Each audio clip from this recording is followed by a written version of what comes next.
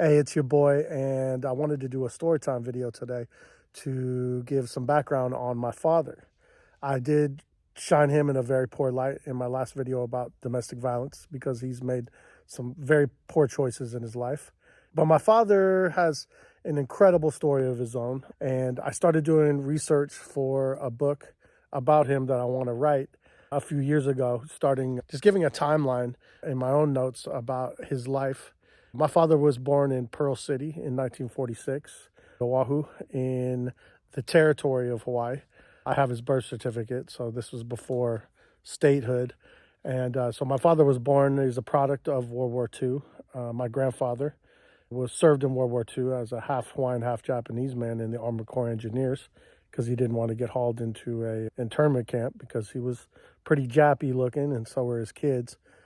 So my father was a product of a marriage that came out of World War II. My father's legal name is Vern Charles Keawe, Keawe. The W is pronounced as a V because the Hawaiian language was first translated into a written language for the first time by a German fellow. And that's how Germans pronounce their V. My last name is Keawe, not Kiwi. Anyhow, my father was born in 1946 in Pearl City, where he lived until he was about 15 years old. And that's the portion of his life that it's been like pulling teeth trying to get any information out of him. Obviously, some very traumatic things happened to him in that period of time. But when he was 15 years old, I believe, my grandfather remarried a Filipino woman named Patricia on the Big Island of Hawaii, and they moved to Kona. My grandfather was 31 years old, I believe, and Patricia, my grandma Patsy, my step-grandmother, was 16 years old. And then this is in a time where women came with dowries and such, and she came along with 4 acres of coffee that my family still owns, and coffee is still cultivated there to this day. So my father moved, him and his older brother, Dennis Keawe, moved to the Big Island of Hawaii with my grandfather, Solomon Keawe, and I believe this was the early 60s, I believe. And yeah, there's very little information beforehand, except for my grandfather used to do burnouts in the neighborhood in a hot-rodded Dodge truck in the early 50s in Pearl City, and that there was wild hemp that grew behind the house because of the bird seed contained hemp seed at the time, and it would fall off the deck, and so it was growing wild in the back. But other than that, pre-Kona days for my father, I have no information. So they grew up between Kona and Honolulu. I believe my father and his brother Dennis shared a 1967 canary yellow Corvette. I don't know how they paid for it, but they were pretty resourceful back then. So my father basically was a beach boy. He was a Waikiki beach boy. He grew up in the 60s, taking LSD and surfing some of the largest waves in the world. He told me he used to house sit this house for a hitman that would only stay there maybe 2 weeks, a couple times a year. But other than that, it was this little surf shack stabbing cabin on the North Shore of Hawaii where he learned to ride some of the largest waves in the world. Yeah, he learned to surf, him and his good friend Rabbit, who was the nephew to Duke Kahanamoku. So my father learned to surf from the surfing legend, the great Duke Kahanamoku, who is also a gold medal Olympian from the Olympic Games in the freestyle 100-meter swim, and won a medal in front of Hitler himself. He was a very dark gentleman. That's one of the pivotal moments in sports as well. My father learned to surf from that man, rest in peace, Duke Kahanamoku, and yeah, that's his surfing legacy. My father was also an incredible artist. So in the spring of 67, he moved to San Francisco to attend the Art Institute. And in 1967 was the Summer of Love. So my father moved to the Bay Area, living in San Francisco, just in time for the Summer of Love. And the stories he told me is there was a parade where a very well-known LSD maker, Owsley, jumped out of an airplane and parachuted in to this parade that was happening near Golden Gate Park and was throwing out sheets of LSD. He said the summer of 67 was definitely a drug-fueled, just landing there. He didn't really start classes, I think, until the fall. So he did a ton of LSD, and he said they were having orgies with white women in Golden Gate Park, and that he decided that this is where he wanted to be, and has lived most of his stationary life in the Bay Area. including going to San Quentin, but I'll get to that part later. Yeah, so my father was an incredible artist, and he just did art and lived that free love and artistic rock and roll fueled lifestyle in the Bay Area for many years until I believe the early 70s. He became part of this group of international drug smugglers, but a lot of them, they had money. I believe several of them were Jewish and came from very wealthy families. And he knew how to navigate from the stars using an instrument that's called a sextant, which was basically this mirrored instrument where you'd look through a viewfinder and there was a series of mirrors and the viewfinder looked the other way. And from flipping the image, they were able to navigate from the stars, how much distance and which direction they had gone, and they can plot it on a map. So this is basically in the days way before GPS. The only way you could navigate around the world is the ancient way, and the way the Hawaiians did when they traveled from Tahiti to Hawaii, roughly 500 AD, I believe, using skills that are just basically ingrained in our DNA. And my father's always been a waterman, being a surfer and spending a lot of time on boats, even prior to being in California. He took that leap of faith and was able to figure it out on the fly. I believe I've done many a times, riding motorcycles or whatever it was. It's just a sink or swim method, literally. But my father was able to pull that off and became a very vital component of an international drug smuggling ring, and was very successful throughout the 70s in it. And my mother and her friend joked one time, they're like, "God, what the fuck was wrong with us? We all fell in love with these complete gangster drug dealers." But I won't blow up the friends. But yeah, my parents' first date, they went to see the movie Jack Nicholson's One Flew Over the Cuckoo's Nest, and they definitely loved each other.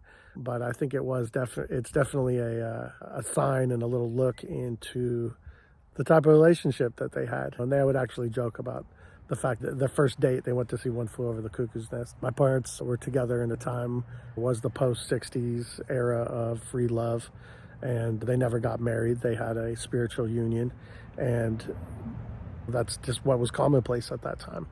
And yeah, so my parents were together all through the 70s and through the 80s, but definitely when the 80s came, definitely things changed. The culture of drug smuggling was much more conducive to smuggling cocaine if you were going to take those kind of risks across water. And my mother was very adamant after watching some of the other Storytime videos to talk about family history that we were only ever involved with smuggling cannabis internationally. No cocaine, but it was the same lifestyle. My father would show me closets just lined with fucking dozens and dozens of fully automatic rifles and boats that had all kinds of special equipment and storage spaces and whatnot. A lot of these boats were not. It was a beautiful boat, but I think it was converted into only about four people could sleep on it, and the rest was just cargo space for the most part. Beautiful galley. I remember being in a beautiful hardwood galley. But I came along in 1979. My parents actually had difficult conceiving a child for a very long time. My mother had one of those pregnancies when she was young where a fetus started developing in her fallopian tube, and had to have one of her fallopian tubes removed at a younger age, and was told that she probably would never be able to have children. Little miracle baby, Chemo, came along in November of 1979. And it was that time, I believe my parents were actually considering adopting an Indonesian baby because they had been spending a lot of time in Bali in the mid-late 70s. I actually had my first birthday in Bali. We lived there for 6 months, and that's one of the destinations that we lived at. As a child, I traveled all over the world. We flew into Malta in 1984 when I was 4 years old.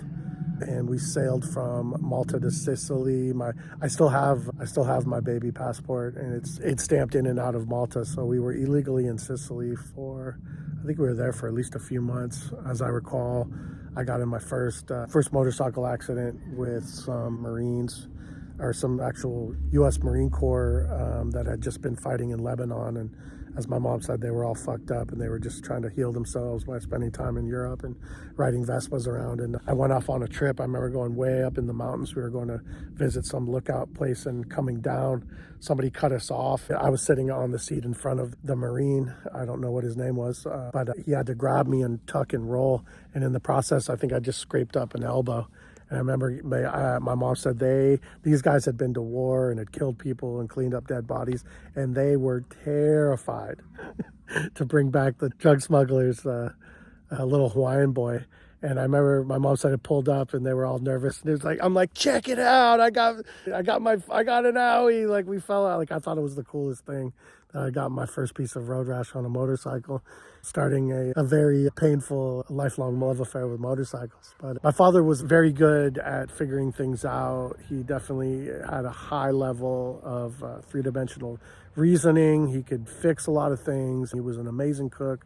Long time. There is a lot of good things that I did, I think, inherit from my father genetically and from all my Hawaiian ancestors. But my father's downfall was definitely substance abuse and drug addiction, because as the 80s crept in, he became a live wire. He was always definitely muscle. My father has told me a few stories of where he had to kill people because it was him or them, sinking ships in the middle of the ocean that were definitely coming to rob them. I thought it was funny when he told me there really are pirates in the Caribbean, but they have speedboats, not unlike modern day Somalia and other places. Pirates are definitely real, and he said it was us or them. And he probably sunk a boat and killed 5 or 6 people just in the Caribbean in one incident. But yeah, my father, as was stated earlier, when he was smuggling hash out of Afghanistan from straight from Hindu Kush Mountains and all the way to the Valley of Kashmir, where the Mujahideen, they were buying their hashish off, were fighting against the Russians in the 70s. He was delivering weapons for Charlie Wilson, although he never met him directly. This all came about after him and his outfit out there. They would pull into Bombay with the boat in the Indian Ocean, and they would take trucks all the way up. And after they got ran up on by American agents, and it wasn't DEA or any type of drug enforcement, he said, no, we're the CIA, and you're going to deliver these weapons for us. My father said he had Indian military trucks that would be full of archaic missile systems that they were delivering to the Mujahideen that later became the Taliban, which pieces of later became ISIS in that area. And they weren't even paying for their dope anymore. They were just literally trading the weapons for the drugs. And for the hashish, this is old school fucking Chilim hash. And a lot of people don't know that the hash out of Afghanistan, where they also grow a lot of poppies, contained 2 grams of opium or heroin per kilo. And if anybody's ever had that old Afghani stamped hashish, you know what I'm talking about. The little nose feather tickle, and you're just fucking wiped out, just total couch lock. We used to say, oh, this is the most indica hash I've ever smoked. I had a piece of that in the 2000s that I chipped off for a long time. But yeah, that was what he was doing out there. And they even tried to hold that against him in his state case in 1991 in Marin County, where he got caught by Drug Task Force with 30 pounds of cannabis in Corte Madera, right where it used to be the Round Table Pizza. It's now a bank and a Pete's Coffee in front of the Corte Madera Library on Tamalpais Drive. And I believe it's the start of Casa Bueno Drive and Meadow Sweet Drive in the back. So it's between Casa Bueno and Meadow Sweet right there in front of the library. But yeah, my father was an international drug smuggler until he became a liability to his outfit because of his use of drugs and alcohol. And he was used as muscle by that group for a long time because he was that dude. He was Mr. Fuck Around and Find Out. But as my mother said, he had friends that definitely weren't looking out for his best interest, and they used to love just getting him super fucked up and seeing what kind of crazy shit he would do. He went from being protection more to entertainment. And he was definitely a good time Charlie. My father rolled with rock stars all the way through the 80s. He had a very strong connection to the band Journey. And yeah, all his friends owned Nocturne Stage and Lighting and did all the staging for Journey all throughout the 80s, 49er Super Bowls and fucking halftime shows. He was always at every single 49er game. Never took me to one game, but I took him to 3 games as an adult. So I was able to have that experience with him. But yeah, cocaine and alcohol was the downward spiral in the 80s for my father. At the same time, the crack epidemic was raging. My dad said he never liked to freebase or do any of that type of stuff, but our involvement with cocaine was just really low level. My mother was never involved with any of that. My dad definitely did sell a little cocaine and with weed in the 80s, and he never really got in trouble for that stuff, but a lot of DUIs and domestic violence. But it wasn't until 1991, the same year, pretty much almost the same time period, within 6 months of my godfather, Artie Mitchell, being shot and killed by his own brother there on Mohawk in Corte Madera. My father, we had just moved off of Mohawk and we were living at the Meadowsweet Dairy. And that's when my father was busted there. I remember coming off the bus right there, and my mom grabbed me and we ran back to the house. And I guess there was more weed at the house. I forgot how much, but it was definitely a sizable amount, a couple of duffel bags. And we took it to another associate of my father's house over the hill in Mill Valley. And by the time we got back to the house, the cops had already broke down our door and were searching our house. And there really wasn't anything there besides some minor paraphernalia. My mother and I were able to get the rest of the stash out of the house before we got in trouble for anything. But at my father's court case in 1991, which I was there for some of, they brought up that he had been suspected of being an international drug smuggler, and they had spent over $1 million on archaic satellite systems in the 70s tracking my father into the storm of the century.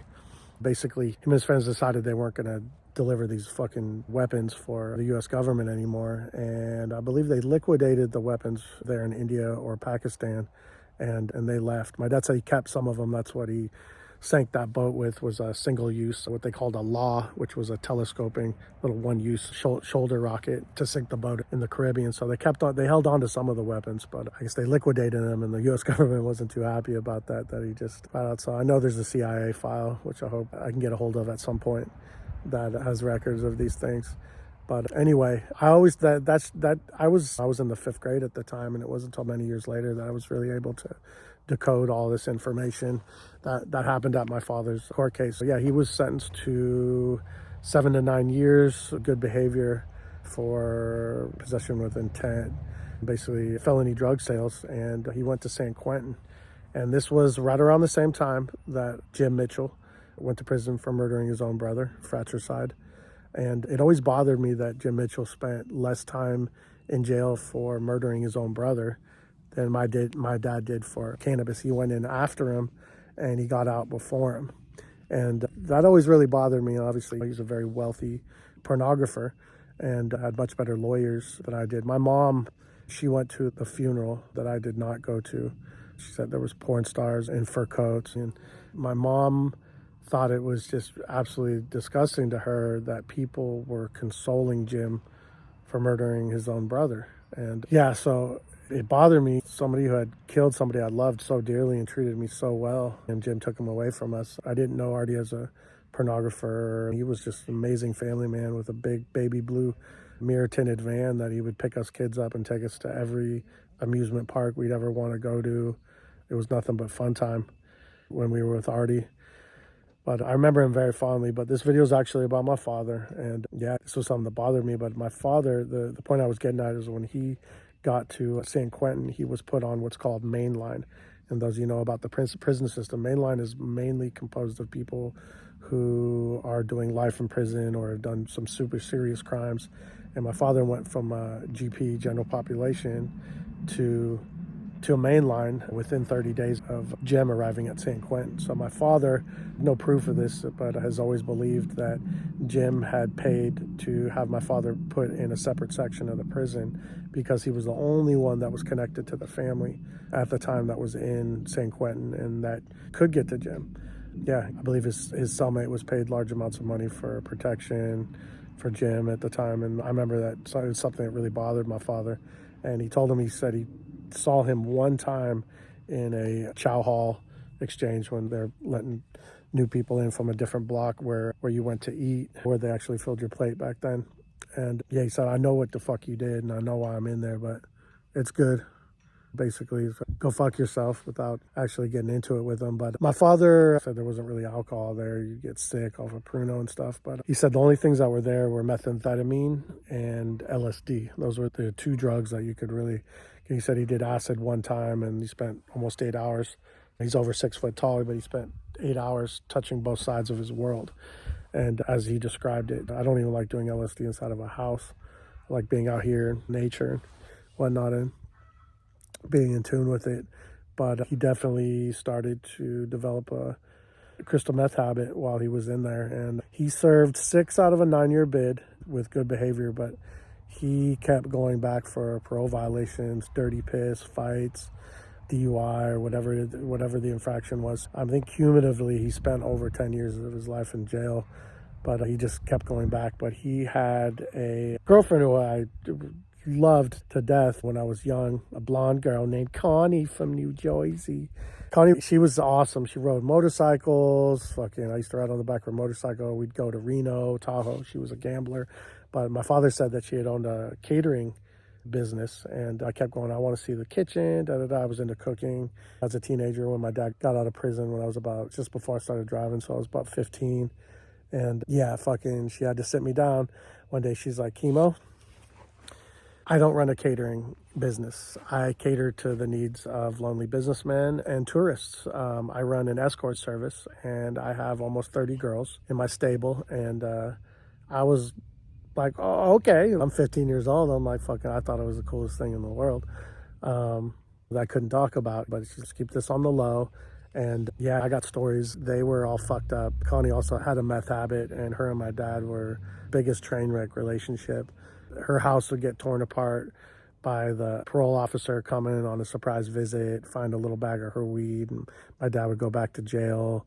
This was just cycle over and over for years. This probably went on for about 5 or 6 years before they ended up breaking it off. One of the times my dad went to prison, because that's pretty much how women ended up getting away from my father, is when he went back to jail. When my father originally went to jail, that was my mom's final goodbye and her way to escape his abuse. But Connie and him were definitely mutually abusive to each other, but they definitely loved each other, but they were complete train wreck. And yeah, so there was that period of time. And then after that, my dad was pretty much MIA. He was estranged. I saw him maybe a handful of times in almost 22 years from that period of time on, from my late teens. But it was in 2011, I moved him to the Bay Area. I moved him in with me and my family, and that didn't last very long, maybe about 6 months, when another cousin, Jordan, come from Hawaii to help me grow our 100-lighter in Bayview Hunters Point. And my ex said, there's no way I'm living under the same roof as 3 Hawaiians. You got to get them another place. So I rented a spot over on top of Hill, Daly City, over by that Asian market. I rented them another house where we also did all of our cloning and moms and stuff like that. So I basically gave Pops a job to get him to do something, but he was just definitely a functional alcoholic, always had been, but I actually just had to get him working something. But something I realized from that time period was when he moved in, I put a mini fridge in my kitchen where I kept beer. It was our own little beer fridge. And I was never really much of a drinker because of his alcoholism, and definitely had my times in my early 20s and stuff, but I wasn't a daily drinker, and I'm not blaming this on him, but I didn't start drinking daily as an adult until my mid-30s, when I became more of a daily drinker. And even when he moved out, I noticed that persistent. It was something that I didn't notice until the last few years, that I barely drink after getting a DUI of my own, like a fucking idiot, right there in Corte Madera, that I realized that I had been medicating with alcohol, regardless of me not being an alcoholic. It just became something that was in my routine, maybe to numb myself of being in a horrible relationship and living a life that I wasn't necessarily happy with, which is why I think a lot of people drink, and just availability and social acceptance. If you're at somewhere that serves alcohol and everyone else is drinking, it's way more likely that you're going to be drinking as well too, unless you're making that conscious decision. And I'm not anti-alcohol. I do enjoy an alcoholic beverage from time to time, but it's definitely not in my daily rotation anymore because of these reasons. But yeah, I moved my father out to California, and basically it was the same thing. He became a horrible alcoholic, and when we lost the warehouse, I ended up giving out the other house away as well too, and my cousin moved away that was also living there. It just didn't make sense. And yeah, no, my ex says I'd be at work all day, but yeah, he comes home, sneaks downstairs. She smells the alcohol. He had the entire bottom floor of the serial killer's house on 667 Los Palmos. His own refrigerator, balcony, his own bathroom, basically an entire in-law unit downstairs that I later turned into an 8-light grow room after I kicked him out, because basically he was just on that same drinking warpath. He ended up having a stroke. He had lost use of one side of his face for almost 6 months. I used to drive him to 3 or 4 doctor's appointments a week on top of running the warehouse. And just because I had the type of job where I had that flexibility, I feel fortunate that I was able to care for my father enough to get use of his face back. But he just continued to drink. And I told him I'm not going to enable him to kill himself and drink himself to death on my watch. That's what I'm not going to do. And I had to ask him to leave. I think he called me and he was all drunk, wanted me to pick him up. And I said, no, you're done. In fact, don't come back here. I'll take your stuff to your buddy's house and you can go stay there. One of the last few people at the time that was willing to give him a boat to live on in Sausalito somewhere. But it was the same day, randomly, that Muni had a strike. And he was like, I'm coming back there and I'm making problems. He was like threatening to do that. I'm like, dude, yeah, I'm like, fuck around and find out. This is a couple years after I had actually gone to county jail for breaking his nose. We had an altercation in the car, which I sincerely regret happened in front of my daughter in the back seat. And I was arrested for felony elderly abuse and taken to jail. Charges were never pressed, but basically he was talking shit in the car first thing in the morning. And I told him to get out of my truck. I wasn't going to allow him to talk to me like that in front of my daughter, or just anyway in general. And I unclicked his seatbelt. And he used to wear this big gold ring that had an opal on it that he had made in Bali. He backhanded me right in the forehead with it, and everything, all the times I'd been beaten up by him and you seen him beat my mom as a child, just fucking stuck in. And I closed fist, just backhanded fucking punched him in the fucking face, and blood splattered on the fucking window. Yeah, I broke his nose, and we went back to my house, and my ex, ironically, had called the cops on me because my daughter called her from the back seat and told her what happened. And I sincerely regret that happening in front of my daughter. But yeah, in retrospect, breaking my father's nose wasn't everything that I had ever dreamed of.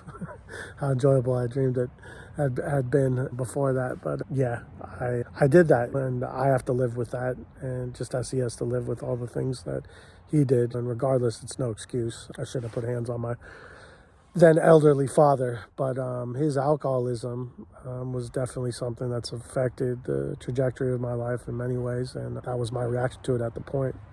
So after that, my dad, he stayed in California for a while. I think he was telling my mom that he was going to sue me for kicking him out, and said this is years after that incident, suing me for not wanting to put up with his alcoholism. But he went back to Hawaii, and he had inherited, I think, about $100,000 for some weird drug that his mother, my grandmother, my tutu, Amy Keawe, was taking, and that money just ruined him even more. I think I have a side-by-side picture that I'll find and post up at the end of this video. That's a side-by-side of him not even a year apart, where his alcoholism just totally kicked in. He was basically went from being a pretty strong old man to very old and frail, and the starting of the shell of a person that his body is now. My father has abused his body and his mind so much that alcohol has rotted small holes in his brain. He's one of the younger guys in the care facility that I posted a video of him the other week. He's a shell. I used to look up to him as a toddler like a demigod Hawaiian, like Maui, because he was very strong. In the 80s, he got a little fat, but as he got older, he became just skinny, strong Hawaiian man, just like my grandfather was. But yeah, now he ended up coming back to California after he ran out of his pharmaceutical settlement money from his mother, and came back to collect money from friends of his that my mom said paid him back fucking decades ago, but he was too fucked up on drugs and alcohol to remember, and spent the money like a good time Charlie, making it rain wherever he was partying. And yeah, it's a sad state that he's in now, but he put himself there. I had a boat back when I moved him back to San Francisco that he basically lost because we went way over budget on it and needed another $20,000-$30,000 over the 30-40 I'd already put into the boat. We were going to flip it and sell it, and had all these other problems. He has a gift of definitely running things into the ground with no outside awareness of his surrounding and being able to read a room or anything like that. But I've definitely put out a lot of things that are negative about my father, but he is an amazing man that has an amazing story that's made a lot of mistakes that I've forgiven him for, and so has my mother.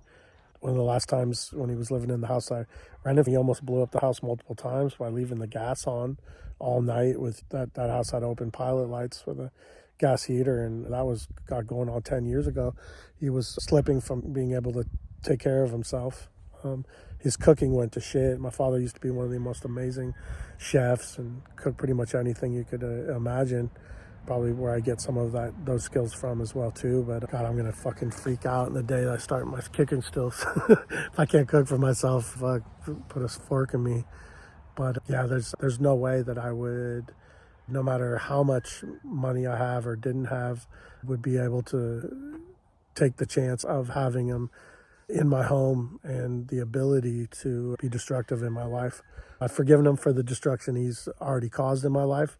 And I love and respect him for bringing me into this world as a descendant of our Hawaiian bloodline, just as I am of my mom and the European, Bavarian bloodlines that she comes from. And yeah, I thank them both. And I love my father very much, not enough to give him a chance to be destructive in my life again. But I know this has been a long, drawn-out story, background story about my father, but I'm going to write a book about him and his life. He's been pretty much anywhere in the fucking world that you can imagine, whether they were smuggling or not. The boat was empty many times and had to get from various places around the world. And it's an amazing book beyond just the story of delivering weapons to the CIA.